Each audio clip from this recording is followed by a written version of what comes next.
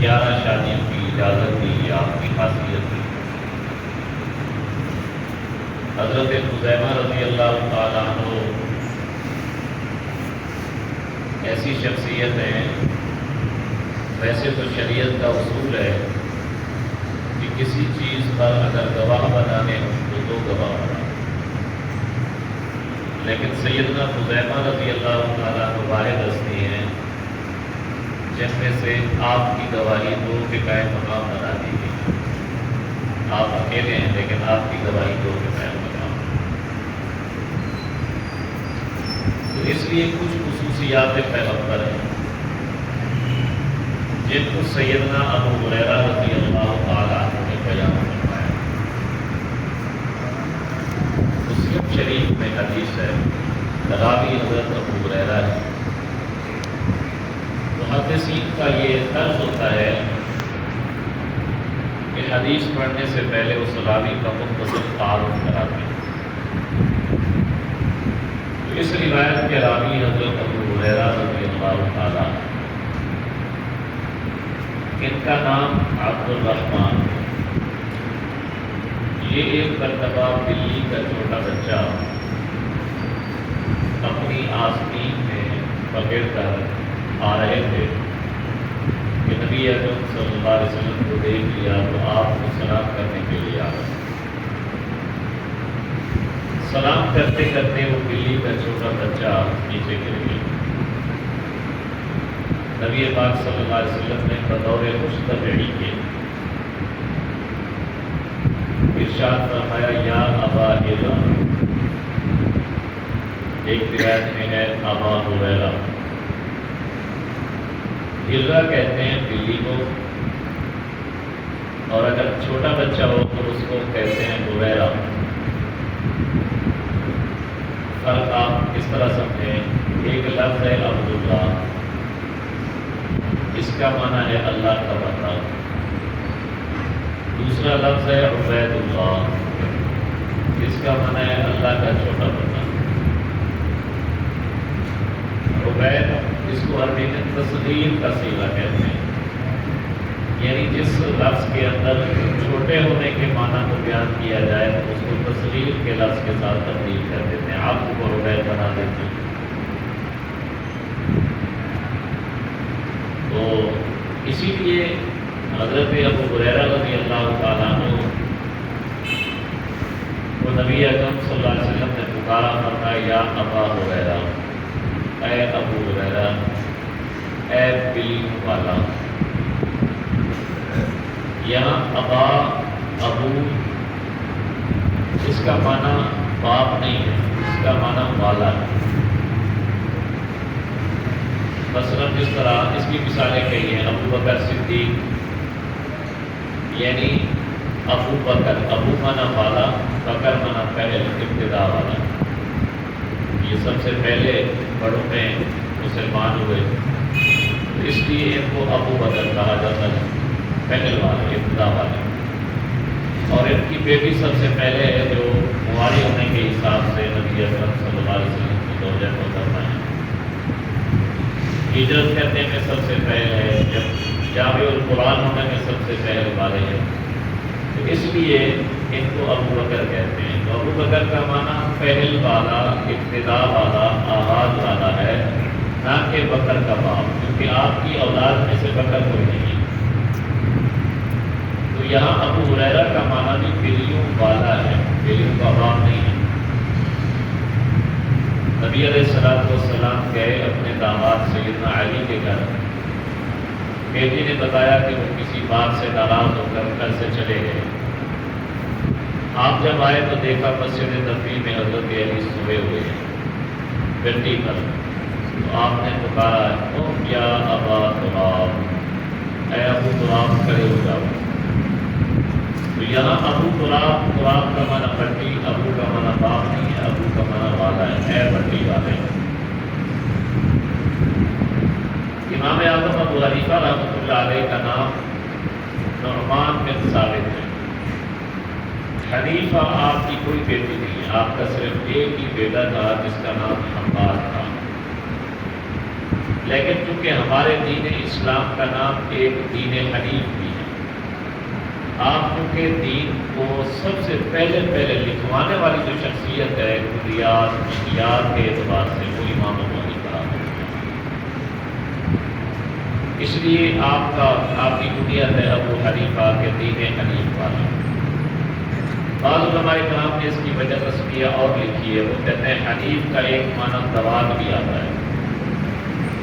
جب بھی کوئی بندہ آپ کو ملنے کے لیے جاتا تو آپ کے آگے قلم دواد پڑی ہوتی تھی، کسی کو کوئی حدیث لکھوا رہے ہیں، کسی کو کوئی سبق پڑھا رہے ہیں، تو اسی وجہ سے آپ کی کنیت پڑ گئی ابو حنیفہ، دین حنیف والے، دین حنیف کو لکھوانے والے، دواد والے، قلم والے، تو اس لیے آپ کو ابو حنیفہ کہتے ہیں، ورنہ حنیفہ نام کی کوئی بیٹی آپ کی نہیں۔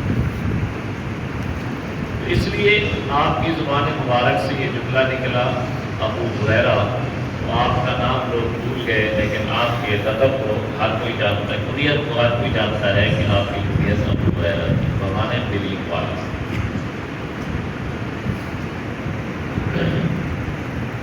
تو یہ امام اعظم ابو حنیفہ رحمۃ اللہ علیہ کی بھی ایک وصفی کنیت ہے، ایک وصف کے لحاظ سے۔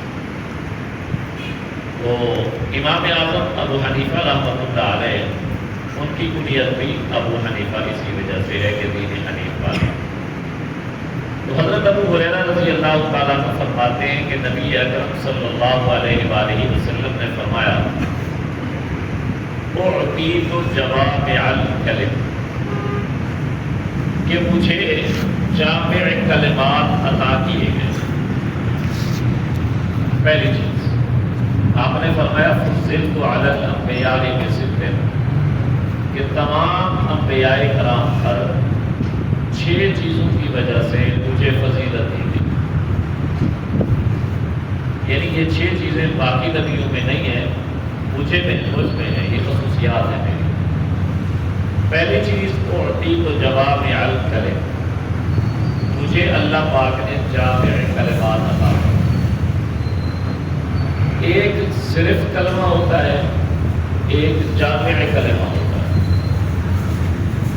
کلمہ کی آسان تفسیر آپ پڑھیں، الکلمۃ لفظ وضع لمعنی معلوم علی الانفراد، کلمہ وہ لفظ ہے جو ایک ہی شے پر دلالت کرے،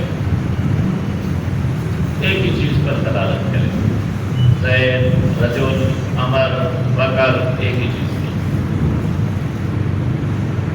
کلمہ لفظ بھی ایک، اس کا معنی بھی ایک۔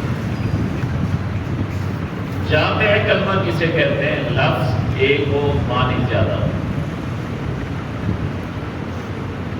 لفظ ایک ہو، معنی زیادہ ہو۔ آج کل کے دور میں من کنت مولاہم فہذا علی المولا، اس میں جو لفظ مولا ہے یہ بڑا جامع کلمہ ہے۔ آپ ابھی پڑھیں گے تو غلام کے لیے بھی لفظ مولا استعمال کیا گیا، سردار کے لیے بھی استعمال کیا گیا، خدا کے لیے بھی استعمال کیا گیا، مولانا صاحب کے لیے بھی استعمال کیا گیا، بھائی کے لیے بھی استعمال کیا گیا مولا کا جامع کلمہ۔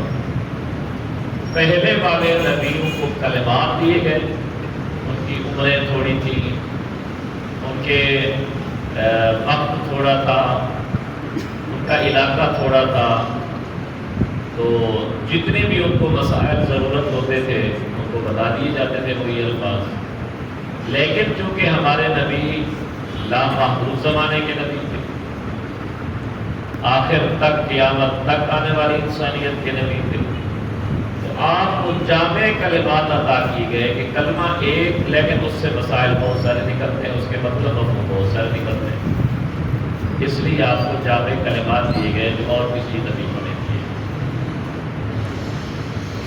اس کی تھوڑی سی اگر ہم مثال سمجھیں تو مثالوں کے ذریعے ایک حدیث ہے، یہ جامع کلموں سے بہت اچھے طریقے سے سمجھ آ جائے۔ آپ نے ایک صحابی کا نام سنا ہوگا، سیدنا انس بن مالک رضی اللہ تعالیٰ۔ ان کے یہ 10 سال نبی اکرم صلی اللہ علیہ وسلم کے خادم رہے، ان کے بارے میں آتا ہے یہ فرمایا کرتے تھے کہ نبی اکرم صلی اللہ علیہ وسلم نے مجھے خادم ہونے کی حیثیت سے کبھی یہ نہیں فرمایا تھا کہ تم نے یہ کام کیوں کیا یا کیوں نہیں کیا. لا کا زبان میرے لیے کبھی استعمال ہی نہیں کیا. اتنی آپ خوش اخلاق ہے. اور وہ فرماتے تھے کہ اللہ کے نبی نے میرے لیے 4 دعائیں کی تھی. 3 میری زندگی میں قبول ہو گئی ہیں, 4تھی کے بارے میں مجھے امید ہے کہ اللہ وہ بھی قبول فرمائیں گے. پہلی دعا یہ کی تھی حضرت انس کے لیے, اے اللہ انس کی زندگی میں برکت ہے. تو اللہ نے 100 سال سے بھی زیادہ عمر عطا فرمائی اور بڑی خوش زندگی, اچھی زندگی. دوسری دعا فرمائی تھی اللہ انس کی اولاد میں برکت ہے. 200 پوتے پوتیاں نواسے نواسیاں اللہ نے زندگی میں دکھا دی. تیسری دعا فرمائی تھی اللہ انس کے باغ میں برکت ہے. حضرت انس کہتے تھے کہ لوگوں کے باغات سال میں 1 مرتبہ پھل دیا کرتے تھے, میرا باغ سال میں 2 مرتبہ پھل دیا. چوتھی دعا کی تھی کہ اللہ انس کی بخشش فرما. تو حضرت انس فرمایا کرتے تھے باقی جس طرح 3 دعائیں اللہ کے نبی کی میرے حق میں قبول ہوئی, مجھے امید ہے قیامت والے دن اللہ تعالیٰ میری بخشش فرما کر میرے نبی کی دعا یہ بھی میرے حق میں قبول فرما. اور یہ کرام لکھتے ہیں کہ اگر کوئی بندہ اپنے بیٹے کا نام انس اس وجہ سے رکھے کہ اللہ کے نبی نے اپنے خالد کے لیے یہ 4 دعائیں کی تھی, تو میں بھی اپنے بیٹے کا نام انس رکھوں تو اللہ تعالیٰ میرے بیٹے کے حق میں بھی قبول فرمائے. تو امید ہے اللہ قبول فرمائے. تو ان کے بھائی ہیں جن کا نام تھا ابو عبیر. اب ابو عبیر کا معنی, اگر ابو کا معنی اپنا باپ کریں, حالانکہ یہ تو نوجوان بچے تھے جب ان کو حضور علیہ السلام نے یہ نام سے پکارا, تو ابو عبیر ان کا یہ نام تھا.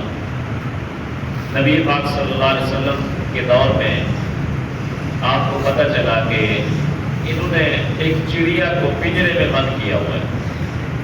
جس طرح یہ چھوٹے چھوٹے پرندوں کو لوگ قید کرتے ہیں, پنجرے میں بند کرتے ہیں, تو انہوں نے پرندوں کو بند کیا ہوا تھا. ان کے بچے وغیرہ بھی تھے. تو وہ چڑیا پنجرے میں مر گئی. تو یہ بچہ تھا, اس کو بڑا دکھ لگا کہ ہائے میری چڑیا کہاں. اس طرح آج کل ہوتے کچھ بچے رکھتے ہیں تو مر جائے تو اسے انس ہوتا ہے, تو بڑے پیار کی وجہ سے اس کی وفات پر ان کو بڑا دکھ لگتا ہے. تو حضرت نبی پاک صلی اللہ علیہ وسلم کو پتہ چلا کہ ابو عمیر کی چڑیا مر گئی. تو ابو عمیر آئے ایک دن نبی علیہ السلام کے سامنے, تو آپ نے فرمایا یا ابا عمیر ما فعل النغیر, اے ابو عمیر چڑیا کا کیا بنا, کہاں گئی تیری چڑیا. تو اپنے مذاق کے طور پر اس کو کہا, اس کی حوصلہ, اس کی تسلی, اس کے ساتھ گپ شپ, اس کو خوش کرنے کے لیے آپ نے اس سے بات ارشاد فرمائی یا ابا عمیر ما فعل النغیر, اے ابو عمیر تیری نغیر کا کیا بنا, تیری چڑیا کا کیا بنا, مر گئی, کہاں گئی. تو اب دیکھیں یہ ایک جامع کلمہ ہے حدیث, یا ابا عمیر ما فعل النغیر. لکھا ہے محدثین کرام نے کہ اس ایک لفظ سے فقہائے کرام نے 100 دین کے مسئلے نکالے ہیں. 100 اس ایک لفظ جامع کلمہ ہے نا, کلمہ ایک معنی اور مطلب اس سے زیادہ. تو اس ایک جملے سے, ایک کلمہ سے 100 مسائل مستنبط کیے علماء کرام. مثلاً ایک تو میں عرض کر دیتا ہوں. نبی علیہ السلام نے ان کو کہا یا ابا عمیر, اے ابو عمیر. حالانکہ وہ نوجوان بچے تھے, شادی شدہ بھی نہیں تھے, پھر بھی عمیر کا باپ کیسے ہو گیا. اس سے پتہ چلا, اس سے ایک مسئلہ یہ نکلا کہ ابو والی نسبت یا ام والی نسبت بچے کے ساتھ بھی لگا سکتے ہیں, نام رکھ سکتے ہیں. اس طرح مثلاً ام کلثوم کا معنی کیا ہوتا ہے, کلثوم کی ماں, لیکن آپ اپنے بچے کا نام رکھ سکتے ہیں ام کلثوم, کیونکہ نبی علیہ السلام نے اس کو ابو عمیر کہا. حالانکہ وہ بھی بچہ تھا, وہ کسی عمیر کا باپ نہیں تھا.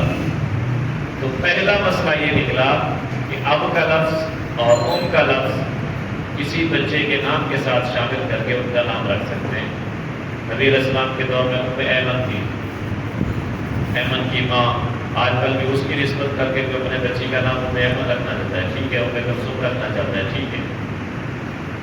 پہلا مسئلہ یہ نکلا کہ اس کا نام یہ رکھ سکتے ہیں۔ دوسرا مسئلہ کہ نبی اکرم صلی اللہ علیہ وسلم نے اس بچے کے ساتھ مزاح فرمایا، اس کو تسلی دینے کے لیے، اس کے ساتھ گپ شپ لگانے کے لیے، اس کی توجہ ہٹانے کے لیے۔ اگر آج بھی کوئی بندہ بچے کے ساتھ گپ شپ لگائے تو یہ نبی اکرم صلی اللہ علیہ وسلم کی سنت ہے، بچے کے ساتھ گپ شپ لگائے۔ اور تیسرا مسئلہ یہ ہے کہ جو چڑیا کا بچہ تھا وہ مر گیا، بچے کو غم لگا، تو غم زدہ بچے کو تسلی دینا بھی نبی اکرم صلی اللہ علیہ وسلم کی سنت ہے۔ وہ چاہے اس کا کوئی اپنا نقصان ہو جائے، جس طرح بچے گدا رکھے ہوتے ہیں، ان کا کپڑا ہوتا ہے، کوئی جوتی ہوتی ہے، کوئی کڑی ہوتی ہے، وہ گم ہو جائے تو ان کو تسلی دینی چاہیے، ان سے کوئی گلاس ٹوٹ جائے، ان کی پیالہ ٹوٹ جائے، ان کو مارنا نہیں چاہیے، تسلی دینی چاہیے، ان کے غم کو ہلکا کرنا چاہیے، ان کو مزید غم نہیں دینا چاہیے۔ اس سے بچے احساس کمتری کا شکار ہوتے ہیں، تو بچہ احساس کمتری کا شکار ہو گیا تو میں تو کچھ بھی نہیں، وہ تو آگے پھر نہیں بڑھ سکے گا۔ تو اس لیے نبی اکرم صلی اللہ علیہ وآلہ وسلم نے یہ جامع کلمہ ارشاد فرمایا۔ چوتھا مسئلہ ایک اور بھی علماء نے نکالا کہ اگر پنجرے کے اندر کسی پرندے کو بند کرنا ہو تو یہ جائز، بچہ کر سکتا ہے، بڑا کر سکتا ہے۔ اگر یہ ناجائز ہوتا تو نبی اکرم صلی اللہ علیہ وسلم اس کو روک دیتے، یہ اس کے ساتھ گپ شپ اس طرح کی نہ لگا۔ تو اس طرح علماء کرام نے 100 سے بھی زیادہ مسئلے اس حدیث سے نکالے۔ اس کی ایک اور مثال سکتے ہیں جامع کلمہ کی۔ بخاری شریف کی پہلی حدیث ہے، نبی اکرم صلی اللہ علیہ وآلہ وسلم نے ارشاد فرمایا انما الاعمال بالنیات، کہ عمل کا دار و مدار نیت پر۔ اب یہ ایک جملہ ہے، ایک کلمہ ہے، اگر نبی علیہ السلام کو کلمہ بتا دیا جاتا تو اس کا فرق جامع کلمہ بتانے سے کیا پڑتا؟ مثلا ایک آدمی کہتا ہے جی آپ جو نماز کی نیت کرتے ہیں یہ کہاں سے ثابت ہے؟ تو ہم کیا کہیں گے؟ انما الاعمال بالنیات سے۔ دوسرا کہتا ہے جی روزے کی کیا نیت ہونی چاہیے، اس کا ثبوت کہاں سے ہے؟ تو ہم کہیں گے انما الاعمال بالنیات سے۔ کوئی کہے گا جی زکوٰۃ کی نیت کہاں سے ثابت ہے؟ تو ہم کہیں گے انما الاعمال بالنیات سے۔ کوئی کہے گا حج کی نیت کہاں سے ثابت ہے؟ تو ہم کہیں گے جی انما الاعمال بالنیات سے۔ تو کتنی نیتیں ہیں، اگر ہر ایک چیز کی، ہر ایک عمل کی الگ الگ نیت کے کلمے بتاتے وہ تو پوری بخاری شریف کی 1 جلد 2 جلدیں اسی نیتوں پر ہوتی۔ لیکن اللہ پاک نے آپ کے زبان پر جامع کلمہ چلوا دیا، دکھلوا دیا، کلمہ نہیں جامع کلمہ، انما الاعمال بالنیات، عمل کا دار و مدار نیت پر ہے۔ وضو کرنے لگ جاؤ، وضو کی نیت کر لو، نماز پڑھنے لگو، نماز کی نیت کر لو، جنازہ پڑھنے لگو، جنازے کی نیت کر لو، روزہ رکھنے لگو، روزے کی نیت کر لو۔ نیت دل کے ارادے کا نام ہے، زبان سے کہہ دو ٹھیک ہے۔ جس طرح آج کل کچھ لوگ کہتے ہیں کہ جی تم نے زبان سے نیت نکالی ہوئی ہے، وَبِصَوْمِ غَدٍ نَوَيْتُ مِنْ شَهْرِ رَمَضَانَ، میں کل کے رمضان کے روزے کی نیت کرتا ہوں، یہ کہاں سے ثابت ہے؟ انما الاعمال بالنیات سے۔ آخر اس حدیث کی بنیاد پر جو تم انکار کر رہے ہو کہ یہ نیت کہاں سے ثابت ہے کہ میں کل کے روزے کی نیت کرتا ہوں؟ تم بھی تو کوئی نیت کرتے ہو گے نا، نیت تو ہر عمل کا دار و مدار نیت پر ہے۔ اگر تم نیت نہیں کرتے تو اس حدیث کی وجہ سے تمہارا عمل بھی ٹھیک نہیں ہے، نیت تو تم بھی کرتے ہو گے، اس لفظ کا انکار کر رہے ہو۔ اچھا جی ٹھیک ہے جی نیت ہے، لیکن یہ کب کا روزہ کیوں ہے؟ روزہ تو آج کا رکھا ہوتا ہے بھائی، جب نیت کر رہے ہوتے ہیں اس وقت کل نہیں ہوا کرتی، اس وقت رات ہوتی ہے، اس نے روزہ اگلے والے دن کا رکھنا ہوتا ہے، کل چاہے 2 منٹ کے بعد کل آ جائے، چاہے 5 منٹ کے بعد کل آ جائے، جب تک کل نہیں آتی تو ہم پہلے جو نیت کریں گے تو کل ہی کہیں گے۔ تو اس لیے انما الاعمال بالنیات یہ ایک جامع کلمہ ہے جو نبی اکرم صلی اللہ علیہ وآلہ وسلم نے اپنی زبان مبارک سے یہ ارشاد فرمایا۔ اس کے علاوہ ایک اور حدیث ہے نبی پاک صلی اللہ علیہ وسلم، مسلم شریف کی حدیث ہے، اذا وقع الذباب فی اناء احدکم، کہ تم نے ایک گلاس لیا ہوا تھا، اس گلاس میں نبی علیہ السلام نے فرمایا جب مکھی گر جائے اس کو غوطہ دے دو، باہر نکال دو، اب یہ پانی تمہارے لیے حلال ہے، پاک ہے، پی بھی سکتے ہو اور اس کے ساتھ وضو بھی کر سکتے ہو، پاک بھی ہے، ناپاک نہیں۔ اب مکھی آپ نے ایک جملہ ارشاد فرمایا، اب کوئی آدمی آئے وہ کہے کہ جی اگر اس کے اندر جگنو پڑ جائے پھر کیا مسئلہ ہے؟ تو ہم پورا قرآن و حدیث تلاش کریں، جگنو کا ذکر کہیں نہیں ہے۔ یہ جو ہمارے پاس کا کہتے ہیں حدیث، ہر چیز حدیث میں، ہر اس کو جگنو اگر پڑ جائے تو وہ پانی پاک ہے نہ پاک ہے، حدیث سے دکھاؤ، کہیں نہیں دکھا سکتے۔ دیکھو پیڑ وہ اگر اس میں چلا جائے، حشرات الارض جتنی ہیں، پھپڑ ہے، مکوڑا ہے، کبیلی ہے، یہ جتنی چیزیں ہیں ان میں سے ہر ایک کا نام الگ الگ لے کر ان سے پوچھو کہ بتاؤ حدیث میں کہاں لکھا ہوا ہے چیونٹی پڑ جائے تو وہ پاک ہے نہ پاک ہے، مکوڑا چلا جائے وہ پاک ہے نہ پاک ہے، پیڑ چلا جائے وہ پاک ہے نہ پاک ہے۔ اب ان کا حکم کیسے معلوم ہوگا؟ یہ جامع کلمہ کی تشریح ہو رہی ہے۔ تو اللہ تبارک و تعالیٰ نے پیارے نبی علیہ السلام کی زبان پر ایک مکھی کا جملہ نکلوایا کہ مکھی پڑ جائے، کیوں بھی اس کو ڈبو، اس کی وجہ آپ نے ارشاد فرمائی۔ وجہ یہ ہے کہ اس کے دو پر ہوتے ہیں، ایک بیماری والا ہوتا ہے، ایک شفا والا ہوتا ہے۔ وہ بیماری والا نیچے کرتی ہے، شفا والا اوپر کرتی ہے، تو ڈبو دو، بیلنس برابر ہو جائے گا، پھر اس کو باہر نکال دو۔ دل کرتا ہے پی لو، نہیں دل کرتا نہ پیو، پینا ضروری نہیں ہے، لیکن اگر پیو تو پی سکتے ہو۔ یہ حدیث کا اب امام ابو حنیفہ رحمۃ اللہ علیہ نے فرمایا کہ اللہ پاک کے نبی علیہ السلام نے مکھی کا ذکر کیوں کیا؟ اس کی وجہ ہے کہ مکھی کے گرنے کی وجہ سے پانی ناپاک اس لیے نہیں ہوتا، یا جو چیز بھی ہے اس میں جس چیز میں بھی پڑ جائے وہ چیز ناپاک اس لیے نہیں ہوتی کہ مکھی کے اندر چلنے پھرنے والا خون نہیں ہوتا۔ یعنی خون ہوتا ہے ایک حد تک جس طرح تھوڑا بہت، لیکن ایسا خون نہیں ہوتا کہ اس کے جسم میں جس طرح انسان کے جسم میں چلتا رہتا ہے، جس کو دم مسفوح کہتے ہیں۔ مکھی کے جسم میں وہ خون چلنے پھرنے والا نہیں۔ اب امام حنیفہ رحمۃ اللہ علیہ فرماتے ہیں اللہ کے نبی نے ایک مکھی کا ذکر کر کے سب چیزوں کا مسئلہ حل کر دیا۔ تو حدیث کے اندر پھیڑ کا آنا ضروری نہیں ہے۔ اگر سب حشرات الارض کے نام الگ الگ کلمے الگ الگ جملے ذکر کرنے ہوتے تو کئی صفحے پر ہو جاتے، لیکن اللہ نے آپ کو جامع کلمہ دیا کہ جو چیز بھی مکھی کی طرح ہوگی، جس میں چلنے پھرنے والا خون نہیں ہوگا، اس کے گرنے سے وہ پانی، وہ دودھ، وہ چیز ناپاک نہیں ہوگی۔ جو چیز بھی ہے، وہ کیڑا ہے، مکوڑا ہے، چیونٹی ہے، جس کے اندر بھی چلنے پھرنے والا خون نہیں ہے، وہ اگر کسی چیز کے اندر پڑ جائے تو پاک ہے، ناپاک نہیں ہے۔ اب یہ تو فقہاء کرام نے اس میں سے نکالا جامع کلمات کی روشنی میں۔ اس لیے اعطیت جوامع الکلم، نبی اکرم صلی اللہ علیہ وآلہ وسلم نے ارشاد فرمایا پہلی چیز جو مجھے دی گئی ہے جو کسی اور نبی کو نہیں ملتی، وہ ہے جوامع کلم۔ اس کی ایک اور تشریح بھی آپ سمجھ لیں۔ اللہ پاک نے قرآن مجید میں فرمایا وَلَا تَقُولُوا لِمَن يُقْتَلُ فِي سَبِيلِ اللَّهِ أَمْوَاتٌ، جو اللہ کے راستے میں شہید ہو گئے ہیں ان کو مردہ نہ کہو۔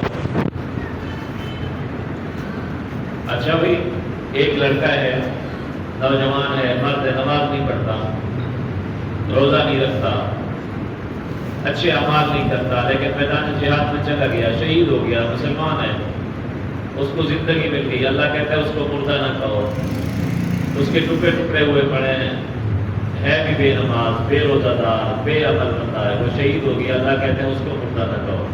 اس سے ایک مسئلہ نکلا کہ اس شہید کو زندگی مل رہی ہے، یہ اعزاز مل رہا ہے، کس وجہ سے کہ اس نے محمد رسول اللہ کا کلمہ پڑھا۔ جس نبی کے کلمہ کی وجہ سے اس کو عزت ملی ہے، کیا یہ عزت نبی کو نہیں ملی ہوگی؟ اس کو بطریق اولا ملی ہوگی۔ اس لیے اس آیت کے تحت تمام مفسرین کرام نے لکھا ہے شہید کی حیات کمزور ہے، نبی کی حیات قوی ہے، کیونکہ نبی کی وجہ سے شہید کو حیات مل رہی ہے۔ شہید کی حیات میں کمزوری ہے، لیکن نبی اس سے بھی زیادہ طاقت کے ساتھ اپنی قبر میں دیتا ہے، ان کی وجہ سے اس کو حیات مل رہی ہے۔ اب اگر اس لا تقولوا لمن یقتل فی سبیل اللہ اموات کی جگہ اللہ فرما دیتے کہ نبیوں کو مردہ نہ کہو قبر میں، اب شہید کا تو مسئلہ حل نہیں ہونا تھا، اس سے شہید کا مسئلہ الگ حل نہیں ہونا تھا، شہید کے لیے الگ اللہ پاک فرماتے، لیکن شہید کے مسئلہ کو بتا دیا کہ شہید کو مردہ نہ کہو، اس سے نبوت کا مسئلہ حل ہو جاتا ہے کہ جب شہید زندہ ہے جس کی وجہ سے زندگی مل رہی ہے تو اس کو تو اللہ تعالیٰ اور اچھی حیات عطا فرمائے۔ یہ ہے جامع کلمہ۔ ایک کلمہ کی وجہ سے اللہ تبارک و تعالیٰ نے اس لفظ کے کئی معانی بتا دی۔ اب ایک آدمی ہے، مقتدی ہے، مقتدی ہے، آپ آئے، آپ نے کہا کہ جی میں تو امام کے پیچھے نماز پڑھوں گا۔ یہ کیوں پڑھیں گے امام کے پیچھے نماز میں؟ مجھے 27 نمازوں کا ثواب ملے گا، کیونکہ حضور علیہ الصلوۃ والسلام کی حدیث ہے جو شخص امام کے پیچھے امام کی اقتداء میں جماعت کے ساتھ نماز پڑھے، اس کو ایک کی بجائے 27 کا، ایک کی بجائے 1000 کا، ایک کی بجائے 10,000 کا، حرام مسجد حرام کے اندر پڑھو رات نماز کا ثواب امام کے پیچھے پڑھنے کی وجہ سے ہے۔ لیکن امام کو کسی کے پیچھے نہیں پڑھ رہا، کیا امام کو ثواب نہیں ملے گا؟ امام تو پڑھا رہا ہے۔ اب اللہ کے نبی صلی اللہ علیہ وسلم نے جہاں فرمایا کہ جب تم امام کے پیچھے نماز پڑھو، جماعت کے ساتھ نماز پڑھو، تمہیں اتنا ثواب ملتا ہے، تو ایک مقتدی کا مسئلہ بتا دیا۔ امام تو اس سے آدھا ہے کہ امام کی وجہ سے تو اس کو ثواب مل رہا ہے، امام کی وجہ سے تو اس کو 27 نمازوں کا، 1000 نمازوں کا، 10,000 کا، لاکھ کا ثواب مل رہا ہے۔ امام نہ ہوتا تو یہ اکیلی پڑھتا۔ اگر امام کا ثواب بتاتے تو مقتدی کا مسئلہ پھر بتانا تھا الگ طور پر۔ اللہ کے نبی نے مقتدی کا مسئلہ بتا دیا، امام کو خود بخود معلوم ہو گیا کہ جب مقتدی کو امام کی وجہ سے اتنا اجر مل رہا ہے تو اب امام کے لیے کتنا اجر ہوگا۔ تو اس لیے اللہ تبارک و تعالیٰ نے حضرت محمد صلی اللہ علیہ وسلم کو جو پہلی چیز عطا فرمائی وہ ہوتی تو جوامع الکلم، کہ اللہ پاک نے جامع کلمات ارشاد فرمائے۔ کلمہ وہ ہوتا ہے کہ ایک لفظ ہو، اس کا ایک ہی معنی ہو۔ جامع کلمہ اسے کہتے ہیں کہ ایک لفظ ہو، اس کے معنی کئی ہوں۔ یہ خاصیت ہے حضرت محمد صلی اللہ علیہ وسلم کی، باقی کسی نبی کو جامع کلمہ نہیں دیے گئے، کیونکہ وہ نبی وقتی تھے، ان کی شریعت وقتی تھی۔ کوئی ایک علاقے کا نبی، کوئی ایک محلے کا نبی، کوئی ایک شہر کا نبی، جب دوسرا نبی آ جاتا پہلے نبی کی نبوت ختم۔ ہمارے نبی حضرت محمد صلی اللہ علیہ وسلم کی ختم نبوت ہے، اور آپ صلی اللہ علیہ وآلہ وسلم نے لامحدود قیامت تک آنے والے سارے انسانوں کا نبی بننا ہے۔ جہاں آپ نے پہنچنا نہیں ہے، آپ کی وفات کے بعد بھی کئی لوگ ہزاروں آپ پر مسلمان ہوں گے، اس لیے اللہ نے آپ کو جامع کلمات ارشاد فرمایا۔ یہ ہمارے نبی حضرت محمد صلی اللہ علیہ وسلم کی شان ہے۔ باقی یہ چل رہا ہے ذی القعدہ کا مہینہ، آج تقریباً